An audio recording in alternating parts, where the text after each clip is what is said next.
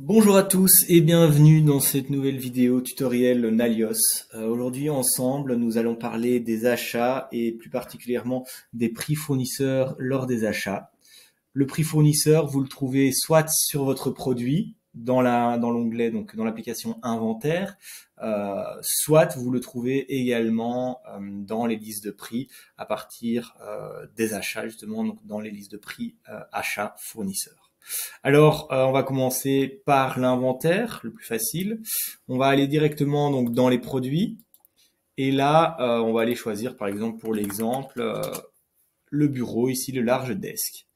Je l'ouvre, je vois qu'il est en vente à 1799 $, mais ce qui va nous intéresser ici, c'est plus particulièrement donc ce fameux onglet achat.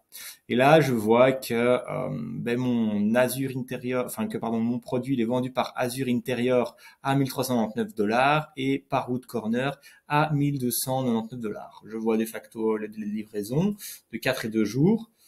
Ce qui m'intéresse aussi, c'est de savoir s'il y a une quantité minimum. Alors, de base, Odoo ne me le montre pas, donc je vais aller ici dans mes deux petits points, sélectionner, voilà, justement savoir si pour avoir ce prix, j'ai besoin d'une quantité minimum. Et là, je vois que pour bénéficier de ce prix à 1299 $, je dois je dois acheter, pour 5 bureaux en un coût minimum.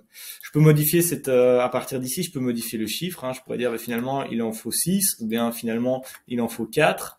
Sauvegarder et là ma condition de quantité est passée donc à 4. Même ordre d'idée, je pourrais dire finalement quand on en achète 4 à ce prix, c'est à 1199 $ et pas à 1299.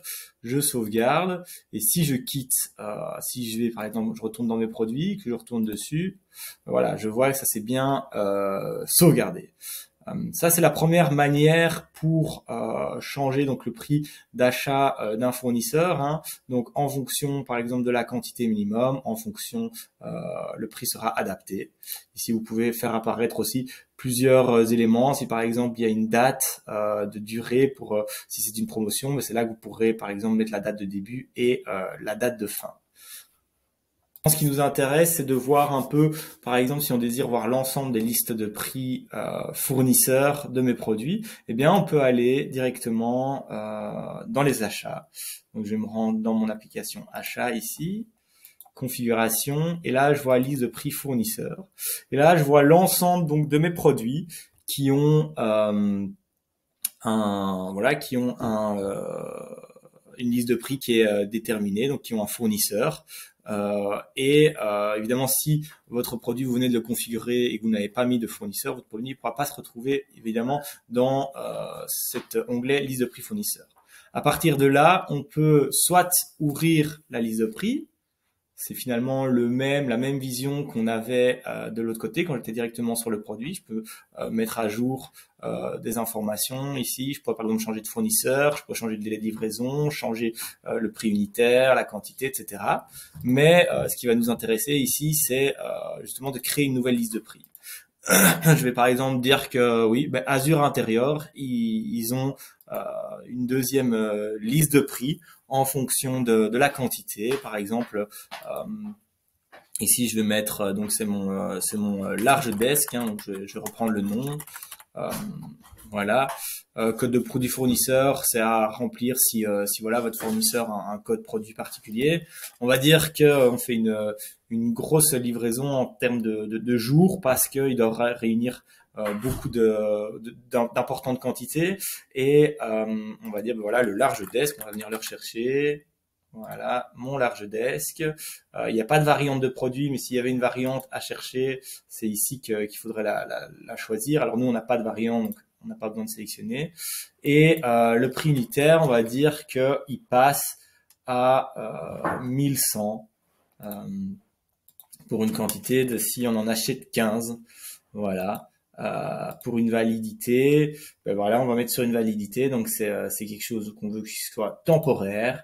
Du 14 du 2 au 14 durant un mois. Voilà, mon fournisseur fait des super prix durant un mois. Et donc j'enregistre ici, voilà. Je retourne dans mes listes de prix. Je regarde et là je vois effectivement donc mon large desk Azure intérieur, quantité de 15, un prix de 1100. Si maintenant je vais par exemple dans mon produit, mon inventaire, je vais dans mon produit, voilà, je vais chercher mon large desk. Je vais sur les achats et là je vois que effectivement Azure Intérieur propose un prix en euros, donc j'ai mis en euros, évidemment je voulais mettre pour la forme en dollars, un prix de 1100 $ à l'achat de 15 quantités d'articles, hein, de large desk pour un délai de livraison de 7 jours, c'est ce que j'avais confirmé. Et alors si j'ajoute date de début et date de fin, mais qu'est-ce que je vois? Je vois que ici c'est pour une durée donc du 14/2 au 14/3.